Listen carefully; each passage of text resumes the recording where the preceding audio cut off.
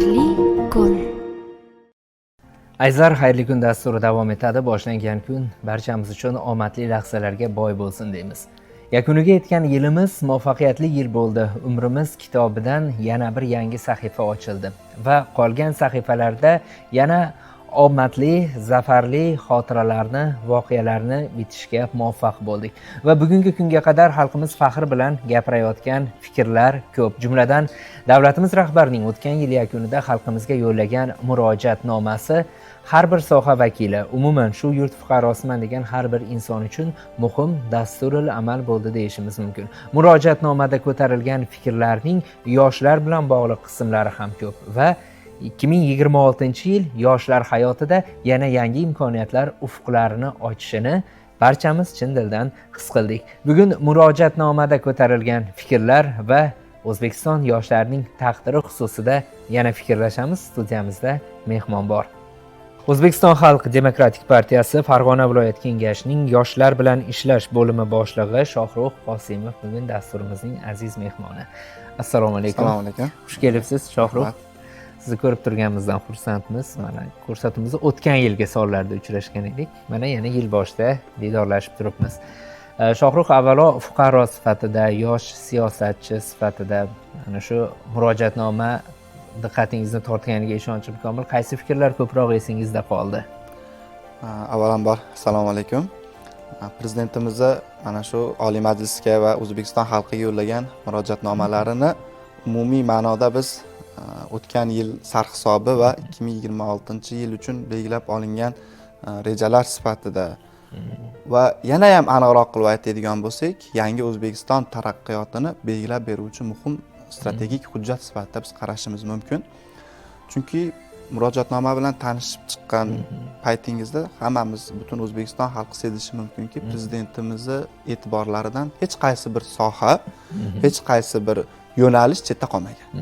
Chunki u yerda yoshlar siyosati deymizmi, sport deymizmi, madaniyat deymizmi yoki ilm-fan, birorta bir soha prezidentimizni, yurtboshimizni nazarlaridan chetda qolmagan.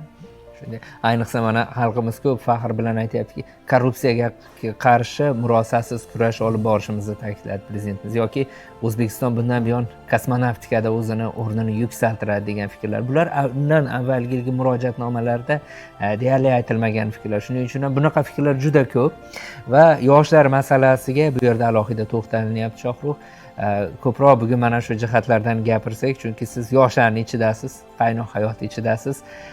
Aynan yoshlar bilan bog'liq masalalar aytildi. Ular qanday tarzda hayotga tatbiq etiladi? Prezidentimizni murojaatnomalarini agar biz tanishib chiqadigan bo'lsak, murojaatnomada yoshlar siyosati yoki yoshlar bilan bog'liq mana shu yilda qilinadigan ishlar barchasi alohida bo'lim sifatida emas, balki murojaatnomadagi har bitta yo'nalishni, har bitta bir bosqichini muhim bir ustuvor, ajralmas qismi sifatida ko'ramiz. Bu nimadan dalolat beradi? Bu shundan dalolat beradiki, har qanday islohotlarda, har qanday yangiliklarda yoki amalga oshirilishi kerak bo'lgan jarayonlarda yoshlar bu qismni ajralmas bir bo'lagi sifatida e'tiborga tushadi. Prezidentimiz so'zlarini murojaatnomada mana shu O'zbekiston futbol jamoasini ilk bor jahon chempionatiga chiqishi va shuningdek bizni shaxmat grossmeysterimiz Javohir Sindorovni ilk bor, ya'ni O'zbekiston tarixida bo'lmagan natija Jahon Kubogi sovrindori bo'lganligidan boshladilar. Va albatta mana shu O'zbekiston yoshlarini bugun jahonda qanday obro'ga, qanday bir yurtimizni obro'sini ko'tarishda faol ishtirok etayotgan dalili bo'ladi. Haqiqatan Shohrux, sport masalasi o'tgan yil uchun juda bir yodda qolali. Hamma sportlarimizda ham mana shu nima, ayniqsa oxirgi erishilgan natijalar bu Dubay Paralimpiya o'yinlari. Prezidentimiz ayni g'oliblarimizni sportimizning yangi avlodi, yangi bo'g'ini deb nomladida. Bular haqida bir soatlab gapirishimiz mumkin. Endi ikkinchi yo'nalish borki, bu ilm-fan masalasi. Yoshlarimizni ilm-fandagi yuksalishlari, xalqaro oliygohlarda talaba bo'lishlari, mana bular ham menimcha O'zbekistonning imijiga juda yaxshi va juda katta bir ta'sir qiladi. Albatta, o'tgan ana shu 2025-yil yoshlar uchun ham ilm-fanda juda katta yutuqlarga erishdik. aynan prezidentimiz murojaatnomada ta'kidlab o'tganlaridek, O'zbekiston yoshlari ilm-fan sohasida bir necha xalqaro musobaqalarda 51 ta oltin, 101 ta kumush medallarni qo'lga kiritishda bu O'zbekiston tarixida hali bo'lmagan. Va shuningdek, mana ushbu yilda 2026-yilda yurtimiz Butunjahon kimyo va informatika olimpiadasiga mezbonlik qiladi. Shanxay hamkorlik tashkiloti mamlakatlariga a'zo bo'lgan yoshlar o'rtasida mana shu kasbga yo'naltirish bo'yicha, bundan tashqari yurtimiz bu yil xalqaro kimyo va informatika fanlari olimpiadalariga mezbonlik qiladi va shuningdek 2026-yil yurtimizda Shanxay hamkorlik tashkilotiga a'zo mamlakatlar o'rtasida muhandislik bo'yicha va turkiy tilli davlatlar tashkiloti mamlakatlari o'rtasida, yoshlar o'rtasida kasb-hunar bo'yicha olimpiadalar o'tkazish reja qilingan. Shohruh, mana murojaatnomada ta'lim masalasiga davlatimiz rahbari alohida to'xtaldi va bir qancha misollarni keltirib o'tdiki, mana shu yilda amalga oshiriladigan ishlar yuzasidan. Bugun ayniqsa texnikumlar masalasi. Bugun texnikumlar bu bitiruvchilar uchun maktabdan keyin borib shunchaki tahsil oladigan manzil emas. Nazarimizda texnikumlar bugun universitet maqomiga ko'tarilyapti. Ular bugun xalqaro aloqalarga ega bo'ldi. Mana prezidentimiz so'zi ham buni izohlab beradi. Texnikumlarda 2026-yildan va yangi o'quv yilidan stipendiya joriy etilishi. O'sha ularni xalqaro aloqalarini tashkil etish, ya'ni xorij texnikumlari bilan. Mana bu ham yoshlarda menimcha oliy ta'limgacha yana ancha-muncha salohiyatli qilib tarbiyalashga xizmat qiladi. Albatta, juda ham to'g'ri aytdingiz. Prezidentimiz murojaatnomalarida aynan bu sohaga alohida urg'u berib o'tdilar. Ya'ni bu yil o'zi yildan yilga rekordlarimiz yangilab borilyapti. Boya aytganimizdek 100 ming nafar texnikum talabalariga, bu ham O'zbekiston tarixida hali bo'lmagan texnikum o'quvchilariga aynan prezidentimiz o'zlarining tashabbuslari bilan aytib o'tdilarki, 2026-yilda 100 ming nafar texnikum talabalariga stipendiya beriladi. Bu ham katta natija.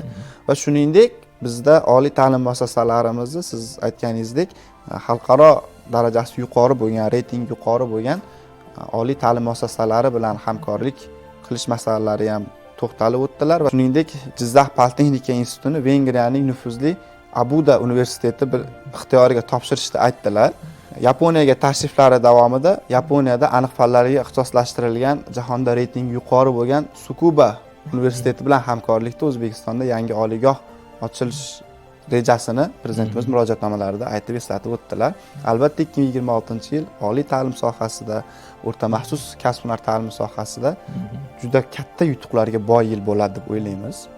Endi mana shu yoshlar masalalariga doir islohotlarda Xalq demokratik partiyasini o'rni qanday bo'ladi? Shohruh, mana yil boshidan o'zi umuman partiya platformasida yoshlar masalasi qayd etilgan bilamiz, lekin kelgusi chora-tadbirlar belgilab olindimi? Mana yil boshidan turib hamma narsani baribir mo'ljali olinishi kerakda. Albatta, O'zbekiston Xalq demokratik partiyasi markaziy kengashi tomonidan yillik ish rejamiz bu yil uchun tasdiqlandi. Shuningdek, viloyat kengashi ish rejasida ham aynan yoshlarga alohida urg'u berib o'tilgan. Va eng qiziq tarafi, partiyamiz prezidentimiz ushbu murojaatnomalari bilan hamohang tarzda o'zini rejasini qo'yib bormoqda. Chunki partiyamizning asosiy yo'nalishlaridan biri bu yoshlarni kasb-hunar bilan ta'minlash va yoshlarni ijtimoiy hayotga tayyorlab borishdan iborat. Juda ko'p loyihalarni, juda ko'p aksiyalarni, jamoatchilik eshituvlarini biz reja qilib qo'yganmiz va bularni bosqichma-bosqich yil davomida amalga oshirib boramiz. Va har yili bizda kirib kelayotgan yilimizga nom erish an'anasi bor. Mana prezidentimiz 2026-yilda mahallani rivojlantirish va jamiyatni yuksaltirish yili deganda butun bir xalqimiz xursandchilik bilan qabul qildi buni. Mana shu davlat dasturimizni, ya'ni yaqinda qabul qilinadigan davlat dasturimizni amalga oshirishda yoshlarning o'rni qanday bo'ladi? Albatta, prezidentimiz mahallaga alohida bejizga to'xtalib o'tmadilar. Chunki prezidentimiz o'zlari ajoyib bir o'zbek xalq maqolini aytib o'tdilar: birlashgan o'zar, birlashmagan to'zar. Jamiyatimizning eng quyi negizi bu mahalla bo'lganligi uchun mahallaga e'tibor berishlik bu jamiyatni yuksalishga olib boradi. Aniq ma'lumotlarga to'xtalib o'tadigan bo'lsak, prezidentimiz ushbu murojaatnomalarda ta'kidlab o'tganlaridek 2026-yilda 1 million odamni doimiy ish bilan ta'minlash ko'zda tutilgan. Shuningdek, 181 ming oilani kambag'allikdan chiqariladi. Albatta, bu mana shu mahalla yettiligi, mahalla faollari yordamida bo'ladi.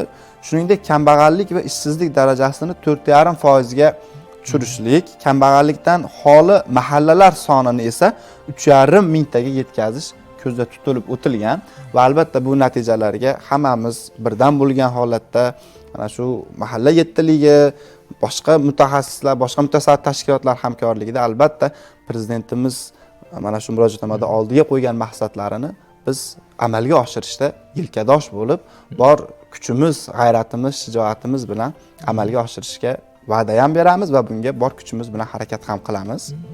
Shohruh, mana aytdingiz, mahalla yettiligi. Buning bir qismi bu yoshlar yetakchilari.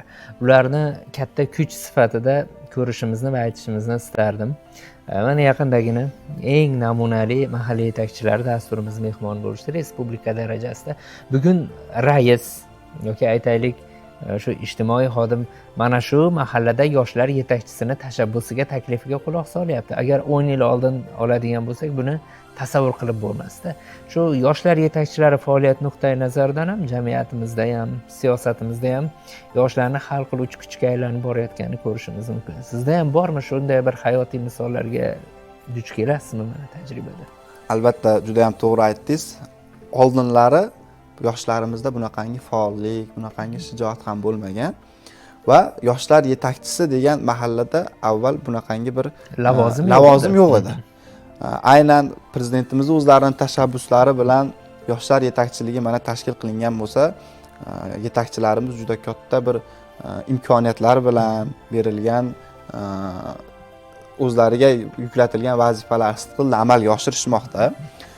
Mahalla yoshlari mana shu yoshlar yetakchisi orqali qonunlarni, loyihalarni yoki boshqa bir har xil ko'rik tanlovlarni albatta yetakchi orqali eshitmoqda va yetakchi ana shu yerda o'z nomi bilan yetakchi bo'lganligi uchun butun bir mahalladagi yoshlarni mana shu loyihalarga jalb qilmoqda. Biz bundan juda ham xursandmiz.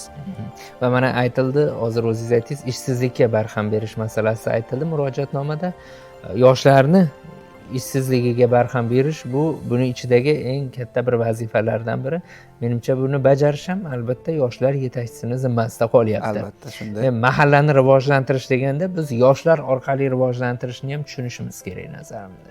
Xuddi shunday, chunki boya aytib o'tganimizdek, bugun yoshlarimiz mana shu biz oldinga qo'ygan rejalarni ma'lum bir qismi sifatida emas, balki ana shu islohotlarni amalga oshiruvchi faol kuch sifatida jamiyatda muhim o'rinda egallab turibdi.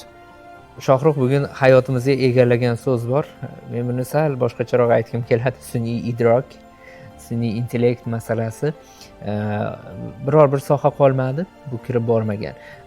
Shu nuqtai nazardan mana shu tizim ham prezidentimiz murojaatnomasida alohida aytildi, ya'ni sun'iy intellekt va 2026-yilda ham raqamlashtirish islohotlarni olib boramiz deb. Farg'onada buning uchun juda katta tajriba bor, chunki yoshlarimiz IT sohalarida erishayotgan muvaffaqiyatlari, buni ortidan aytishimiz kerak, yaxshigina daromadga ham erishayotgani, zamonaviy kasblarni egallayotgani.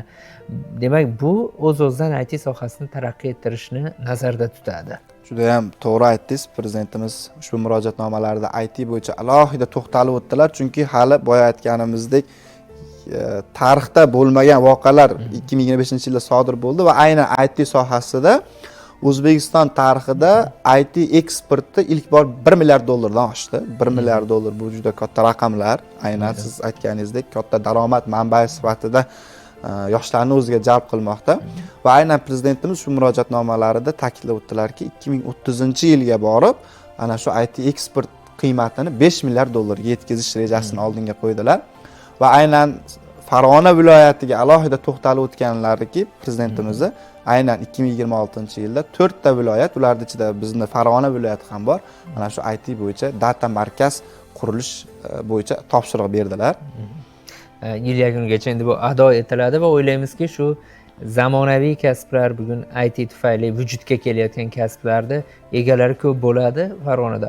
Ochiq ularni bilan suhbatlashganda ayrimlari mehmon bo'lgan mana shu siz o'tirgan o'rinda juda xursand qiladi.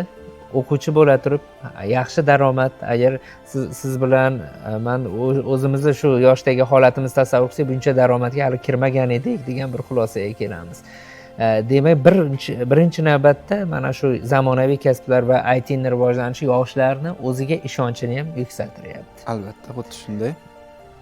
Bugun mana yoshlar haqida gapiryapmiz Shohruh, lekin xulosa o'rnida aytadigan bo'lsak, hamma zamonlarda ham, shu texnologiyalar bo'lmagan davrlarda ham, ayniqsa vayronkor urushlar paytida har doim yoshlarni ongini egallash uchun harakat ketgan. Bugun ham bu xavfdan xolimiz deya olmaymiz. Butun dunyoda harakat bor bunga. Ayni shu xavflardan, nosog'lom g'oyalardan o'zimizni asrashimiz uchun, yoshlar o'zini o'zi asrashi uchun nimalarga e'tibor berish kerak-da? Immunitet bormi bunga? Albatta, bugungi kunda yoshlarimizni deyarli bo'sh vaqtni o'zi bo'lmayapti. Shunday. Chunki aynan mana shu Band qiladigan omillar ko'p. band qiladigan omillar juda ham ko'payib ketdi. Aynan mana shu birgina kitobxonlik bo'yicha oladigan bo'lsak, prezidentimiz o'zlarining nechta qarorlari chiqdiki, aynan kitoblarning saviyasini ko'tarish bo'yicha. Yoki mana boya aytib o'tganimizdek, IT sohasida mana juda katta ishlar qilinyapti. Osiyo taraqqiyot banki aynan mana shu IT markazlarini qurish uchun 200 million dollar sarmoya kiritayotganligi mana murojaatnomada alohida ta'kidlanib o'tildi. Kasblar shaharchalari barpo etilyapti. Ya'ni yoshlar o'zini bo'sh vaqtida mana shu kasblar bilan borib amaliy tarzda, ya'ni bizda faqatgina oldin faqat nazariy bilimlar o'tilgan bo'lsa, endi amaliy mana shu o'zini kasbini holatlarini o'rganish mumkin bo'lyapti. Va bundan tashqari mana yoshlarimiz o'zini ota bobolarini, mana jadid bobolarimizga prezidentimizni mana shu tashabbuslari bilan bugun yoshlarimiz tarix zarbalarida o'chib ketgan jadid bobolarimizni tanishni boshlashdi. Bu O'zbekiston, yangi O'zbekiston tarixi uchun yangi bir sarlavha bo'lyapti. Va mana shu murojaatnomaning yakunida prezidentimiz alohida bir ta'kidlab o'tdilarki, O'zbekiston Respublikasi mustaqilligining 35 yilligi hamda yaqinlashib kelayotgan ikki buyuk siymo boboyimiz, ya'ni Mir Alisher Navoiy va Amir Temur bobolarimizni tavallud topgan kunlariga tayyorgarlik ko'rishdi. Aynan hozirdan boshlash kerakligini ta'kidlab o'tdilar. Ya'ni bugun yoshlarimiz o'zini ajdodlarini tanisa, ularni qoldirgan merosini o'rgansa, bo'sh vaqtni o'zi bo'lmayapti. Rahmat Shohruh, bugun yoshlar haqida, yoshlarni o'zidan fikr eshitish juda ham yaxshi, chunki ular hayotiy misollarni ko'proq biladi, ular jarayonni ko'proq biladi va yoshlarni baholovchilar ham ko'p bo'ladi doim. Hamma zamonda shunday bo'lgan. Gap endi yoshlarimizni harakatida qolyapti, chunki shuncha islohotlarni biz hayotga tatbiq etishni ko'zlayapmiz. Harakat, bilim, izlanish va siz aytib o'tganingizdek ma'naviy immunitetni hosil qilgan bo'lamiz ana shu turli g'oyalarga qarshi. Aytishimiz kerak Shohruh, murojaatnomani mazmun mohiyatini o'rganish davom etyapti. Partiyamiz ham menimcha bu targ'ibot ishlarini faol tashkillashtiryapti, kirib borilyapti eng chekkacha. Albatta, har bitta tuman shahar kengashlari raislari, boshlang'ich partiya tashkiloti raislari, shuningdek partiya faollari tomonidan uzluksiz va tizimli ravishda ushbu murojaatnomani xalqimizga yetkazish bizni hozirgi kunda asosiy vazifamiz bo'lib turibdi va ushbu murojaatnomada keltirilgan mana shu yoshlarga oid rejalarni, loyihalarni amalga oshirishda bizni O'zbekiston Xalq Demokratik partiyasini faol yoshlari o'zini bor kuch-g'ayratlari va shijoatlari bilan xizmat qilishadi va amalga oshirishga harakat qilamiz. Rahmat fikrlar uchun, bugun ko'rsatimizga kelganingiz uchun rahmat Shohruh, va o'ylaymanki fikrlarimiz bizni tomosha qilayotgan yigit-qizlarimizni ham befarq qoldirmadi degan umiddamiz. Ularga aytadigan fikrlar bo'lsa, o'zingizdan ham yana qo'shimcha marhamat. Bugungi bizni eshitib turgan mana shu Farg'onamiz yoshlariga, bizni eshitib turgan jamiki yurtimiz yoshlariga aytadigan gaplarimiz shuki, prezidentimizni yoshlarimizga berayotgan ushbu imkoniyatlaridan biz ham foydalanishimiz kerak. Mana texnikumga kiraman desak, mana 100 ming nafar yoshlarga aytib o'tganimizdek stipendiyalar berilishi aytildi. Yoki IT, startap, kasblar shaharchasi, boringki yoshlarimiz qaysi sohaga qiziqayotgan bo'lsalar, ana shu soha bo'yicha demak o'zlarini qiziqishlari bo'yicha ta'lim olishlari, tahsil olishlari mumkin. U xoh sport bo'lsin, xoh ilm-fan yoki kasb-hunar bo'lsin. Bizdan yagona bo'ladigan narsa faqatgina ana shu intilish, o'qish va vatanimizga xizmat qilish qoldi xolos. Rahmat, muhim xulosani o'zingiz bayon qildingiz Shohruh. Yana bir bor minnatdorchilik bildiramiz. Yil davomida yana uchrashamiz hali. Rahmat. Xayrli kun dasturiga yana bir bor xush kelibsiz. Rahmat. Salomat bo'ling. Azizlar, muloqotimiz shu yerda yakuniga yetadi. Dasturimizning aziz mehmoni O'zbekiston Xalq Demokratik partiyasi Farg'ona viloyat kengashining yoshlar bilan ishlash bo'limi boshlig'i Shohrux Qosimov bo'ldi.